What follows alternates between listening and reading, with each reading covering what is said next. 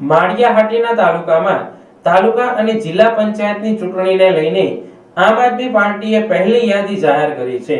માળિયાહાટીના તાલુકાની આમ આદમી પાર્ટીની પહેલી યાદીમાં માળિયાહાટીના જિલ્લા પંચાયતની 3 અને તાલુકા પંચાયતની 3 સીટના ઉમેદવારો જાહેર કરવામાં આવ્યા છે।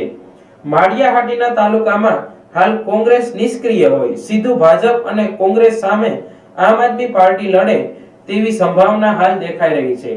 આમ આદમી પાર્ટીના પિયુષ પરમારે આમ આદમી પાર્ટીના ઉમેદવારોને અભિનંદન પાઠવી પ્રચારના શ્રી ગણેશ કરવા કાર્યકરોને હાકલ કરી છે। પિયુષ પરમાર દ્વારા ભાજપ અને કોંગ્રેસ પર આકરા પ્રહારો કરી ભાજપના રાજમાં પ્રજા ત્રાહિમામ હોય પ્રજા હવે સત્તાધારી પક્ષ ભાજપને જાકારો આપશે અને કોંગ્રેસ તો ક્યાંય છે જ નહીં તેવી પણ વાત કરી હતી।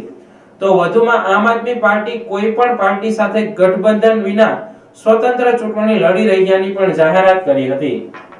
સૌપ્રથમ તો આજે માળિયાહાટીના અને સમગ્ર ગુજરાતમાં 450 થી વધારે આમ આદમી પાર્ટીએ પહેલું લિસ્ટ જાહેર કર્યું છે। પહેલા લિસ્ટમાં માળિયા તાલુકા અને માંગરોળ વિધાનસભામાંથી કુલ 6 ઉમેદવારો જાહેર કરવામાં આવ્યા છે। માળિયાહાટીના અને માંગરોળ વિધાનસભામાં કુલ 6 જિલ્લા પંચાયતો છે, જેમાંથી 3 જિલ્લા પંચાયતના ઉમેદવારો જાહેર કરવામાં આવ્યા છે। એટલે 50%થી આડેગાળે આમ આદમી પાર્ટીએ ટિકિટો જાહેર કરી દીધી છે। રહી વાત તમારા પ્રશ્નની સવાલની, આમ આદમી પાર્ટી પરિવાર ખૂબ મોટો છે।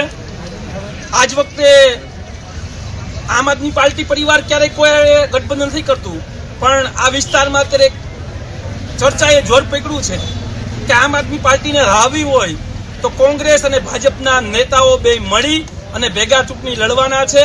કોંગ્રેસના ઉમેદવારોને એવાને ટિકિટ આપવાની છે કે આમ આદમી પાર્ટીના 5 કે 25 મત કાપીએ, પણ જનતા સમજદાર છે।